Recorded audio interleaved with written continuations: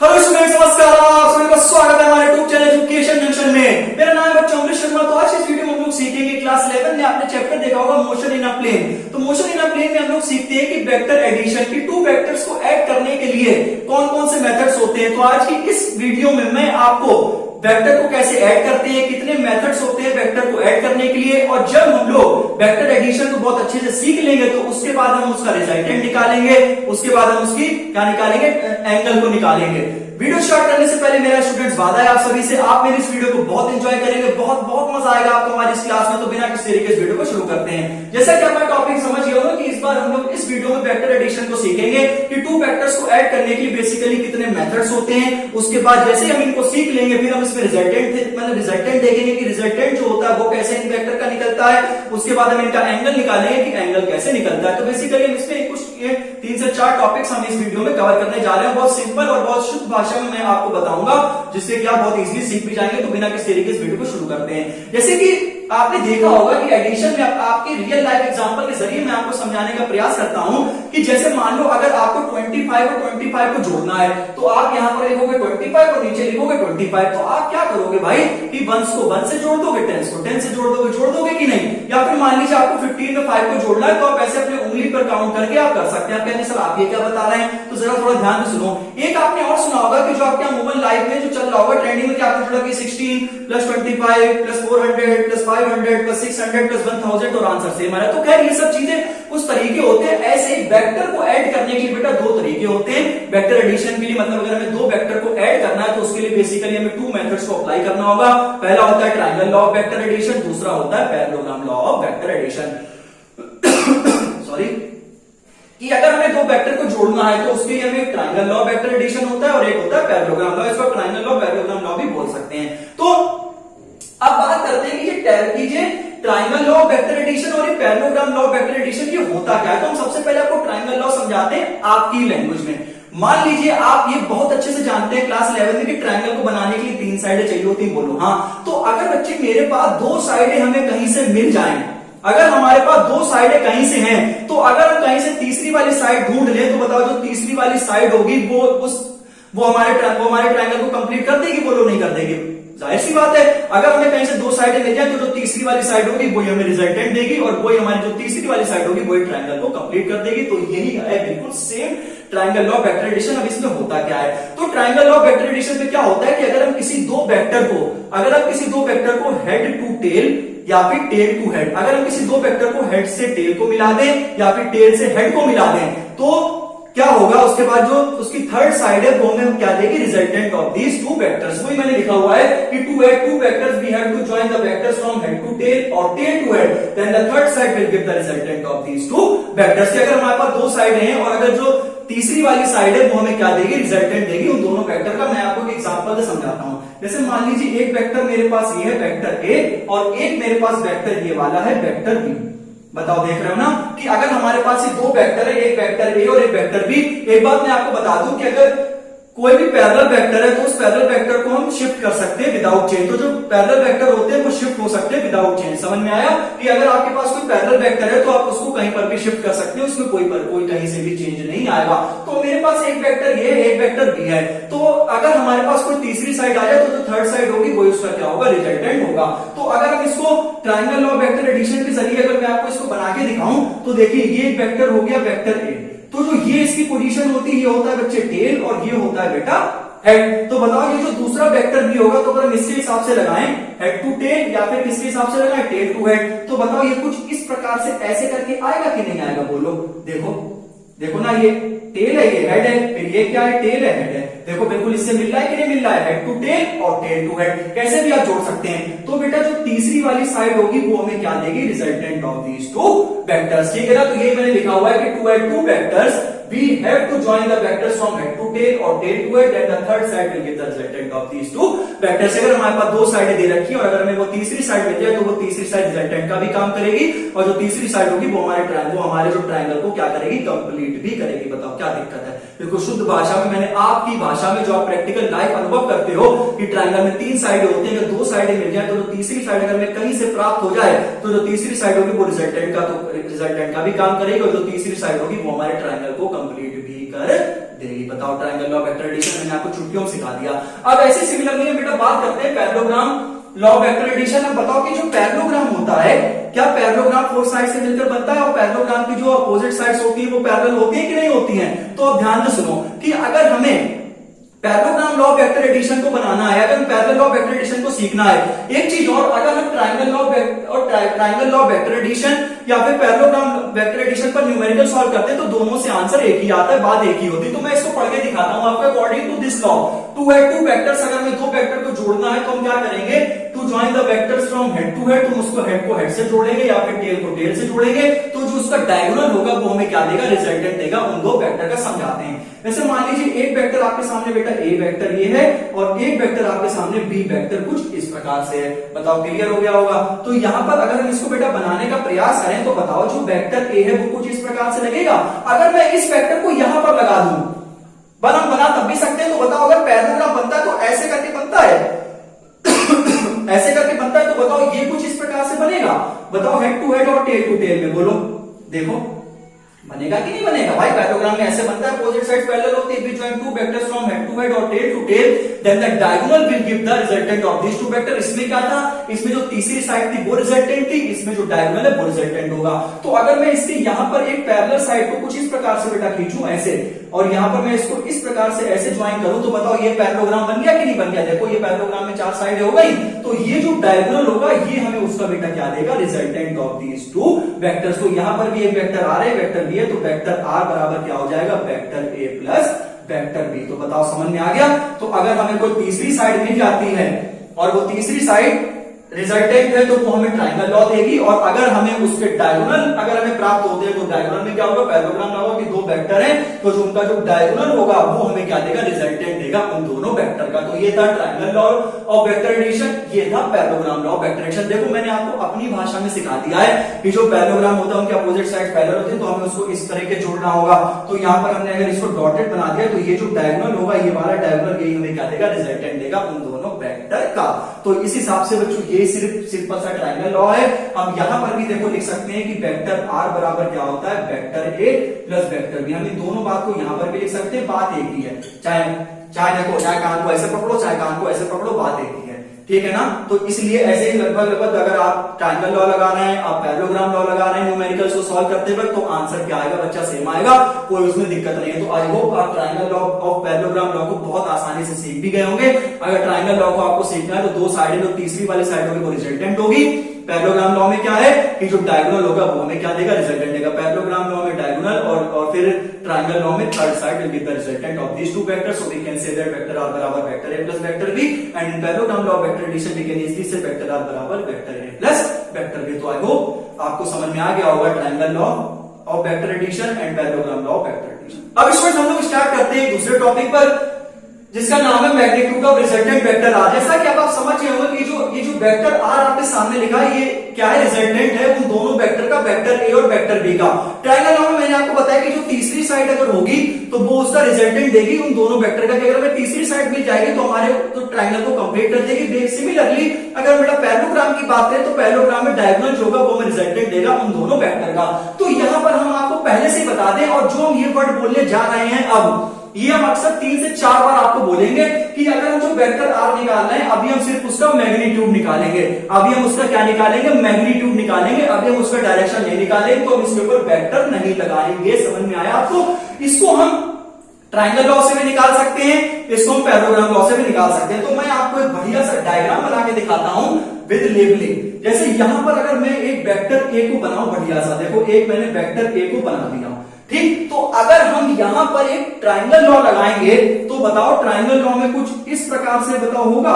देखो vector B, बताओ ये वेक्टर बी ये ऐसे करके हो गया, बोलो। तो बताओ जो थर्ड साइड होगी क्या वो रिजल्टेंट होगा उन दोनों वेक्टर का? कहोगे हाँ सर, अब आया मजा, ठीक। तो अब हम क्या करेंगे, ये अब देखो इतना समझ में आ गया हमें कि ये जो वेक्टर ए है एक वेक्टर बी है, तो जो थर्ड साइड होगी वो रिजल्टेंट होगी उन दोनों वेक्टर का, जो थर्ड साइड होगी वो रिजल्टेंट तो होगी इन दोनों वेक्टर का, साथ ही साथ बेटा जो थर्ड साइड होगी वो हमारे ट्रायंगल को भी क्या करेगी, कंप्लीट करेगी, ठीक है ना। If we join two vectors from head to tail और tail to head, then the third side will give the resultant of these two vectors and we can say that this is known as a triangle of vector addition। की vector A और vector B है कि जो तीसरी side होगी वो क्या करेगी, हमारे ट्रायंगल को तो कंप्लीट करेगी, लेकिन जो तीसरी साइड है वो हमें देगी रिजल्टेंट उन दोनों वेक्टर का। It means that vector A और वेक्टर बी, क्योंकि अभी हम सिर्फ और सिर्फ मैग्नीट्यूड की बात कर रहे हैं तो हम यहाँ पर वेक्टर को भी हटा देंगे। अब एक जाहिर सी बात है, आपके मन में सवाल उठ रहा होगा कि सर ये जो वेक्टर ए और वेक्टर बी है इनके बीच में एंगल भी बनेगा, बिल्कुल बनेगा, तो इन दोनों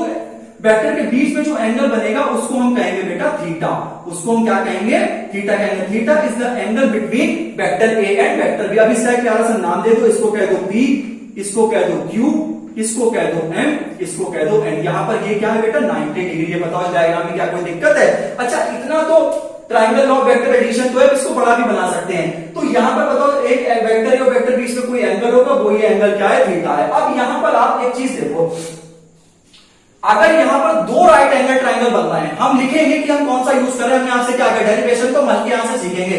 एक बन रहा है सबसे बड़ा पी एम और एन, बताओ एक ट्रायंगल बन रहा है पी एम एन। अब याद करो कि अगर एक राइट ट्रायंगल बन रहा है तो हमें कौन याद आ जाते हैं, पाइथागोरस जी याद आ जाते हैं कि the right triangle the square of hypotenuse is equal to the sum of the squares of other two side according to the Pythagoras theorem. In a right triangle the square of hypotenuse is equal to the sum of the squares of the other two sides. तो हम यहां पर बेटा लिखेंगे कि इन right triangle, और वो right triangle का क्या नाम है, पी है, एम है और एन है। बताओ in right triangle P M N में बताओ हाइपोटेनस क्या है, बताओ इस 90 के सामने।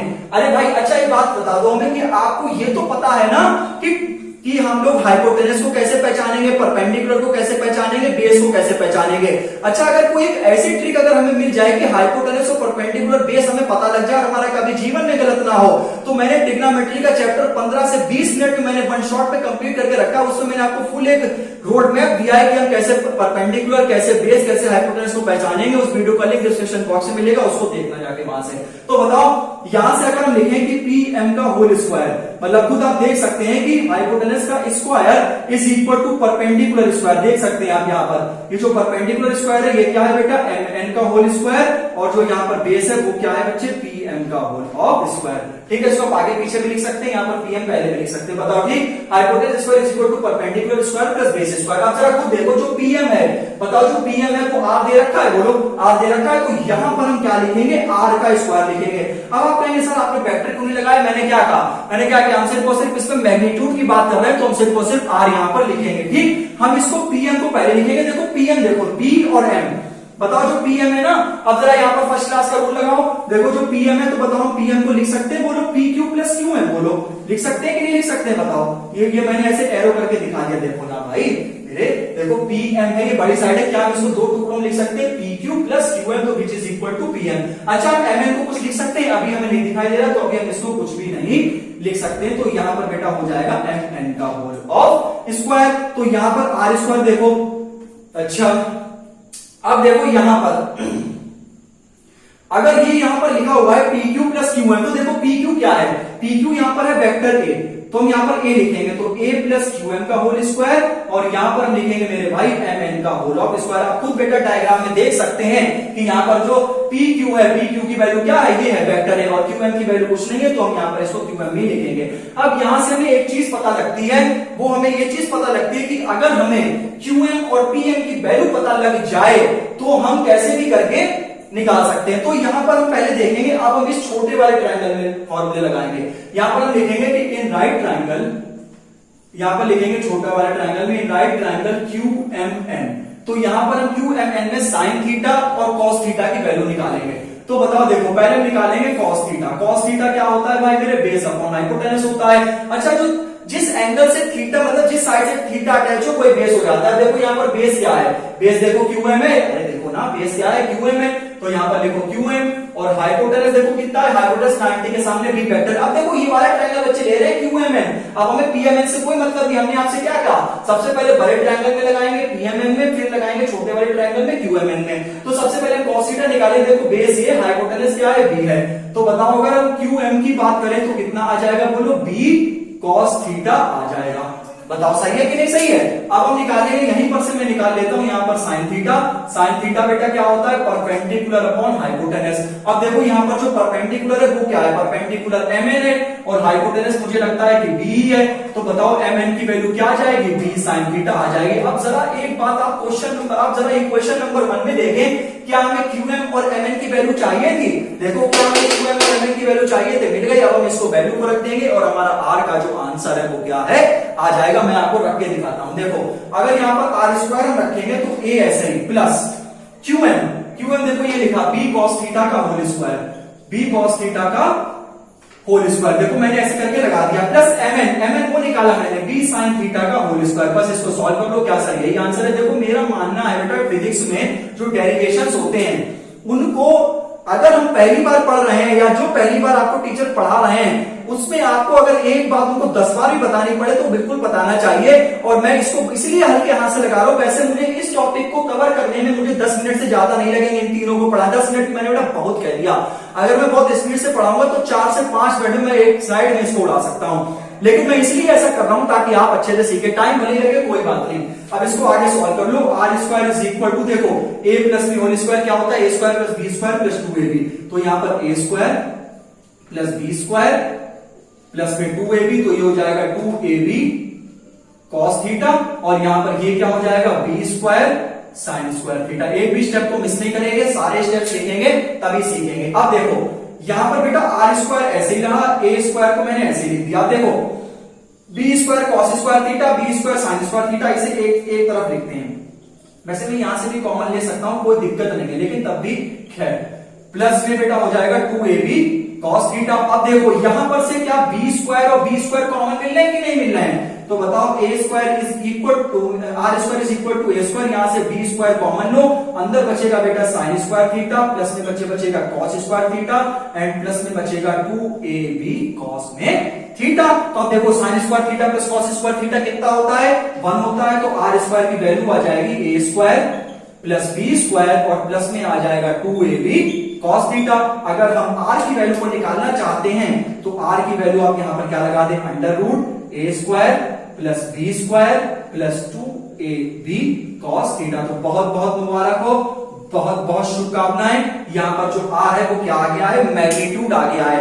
मैंने आपसे क्या कहा, वेक्टर इसलिए नहीं इस पे लगा रहा हूं क्योंकि हमें मैग्नीट्यूड निकालना है। अब आपने यहां पर एक चीज सीखी होगी, आपने यहां पर एक चीज सीखी कि अगर हम साइन थीटा और कॉस थीटा निकाले, जैसे मान लो क्वेश्चन अगर आपसे कहता है कि आप इसका मैग्नीट्यूड बताएं, तो आप ये फॉर्मूला लगा देंगे। अगर डायरेक्शन बताएं तो डायरेक्शन निकालने का हमें फॉर्मूला नहीं बताया। कभी कभी क्वेश्चन हमसे कहता है कि सिर्फ डायरेक्शन बताओ, भाई मैग्नीट्यूड है तो डायरेक्शन भी तो हो सकता है, बिल्कुल हो सकता है। तो अगर मेरे पास अगर एक ऐसा फॉर्मूला आ जाए भाई कि अगर हमसे सिर्फ और सिर्फ डायरेक्शन पूछ रहा हो तो हमें मैग्नीट्यूड निकालने की जरूरत ना पड़े, तो इसके लिए अगर बताओ कि अगर हम साइन थीटा और कॉस थीटा ले रहे हैं, अभी आगे इसको और थोड़ा सा पॉलिश करेंगे। अगर हम साइन थीटा और कॉस थीटा ले रहे हैं तो कहीं ना कहीं उस पर हाइपोटेनस आएगा कि नहीं आएगा, बताओ।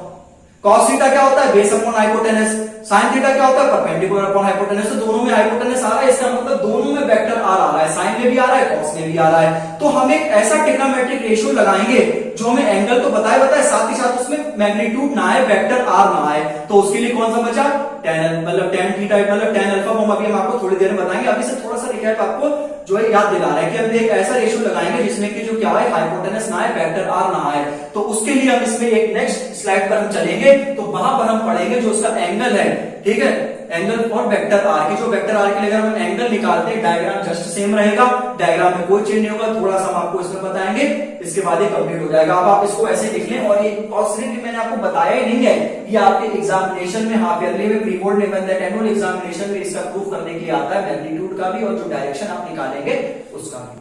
अब इसमें हम लोग इस वीडियो का लास्ट टॉपिक को पढ़ते हैं, for direction of vector R. जैसा कि मैंने आपको अभी r बराबर under root a square plus b square plus 2ab cos theta बताया, तो अगर हम वहां पर साइन थीटा और cos थीटा की वैल्यू निकालते हैं तो साइन और cos में हाइपोटेनस जो होता है वो कॉमन होता है, तो हमें वेक्टर r वहां पर लाना ही पड़ेगा। तो इससे हमारा जो क्वेश्चन है वो बहुत लेंथी हो जाएगा कि हमें चाहे डायरेक्शन निकालना हो, चाहे हमें मैग्नीट्यूड निकालना, हमें हमेशा वेक्टर आर निकालना पड़ेगा। और अगर हमसे क्वेश्चन में डायरेक्शन पूछा तो वहां से मेरा टाइम खराब होगा और कुछ नहीं। तो हम एक ऐसा रेशियो लेंगे जिसमें कि क्या हो, वेक्टर आर जो है मतलब हाइपोटेनस जो है वो आएगा।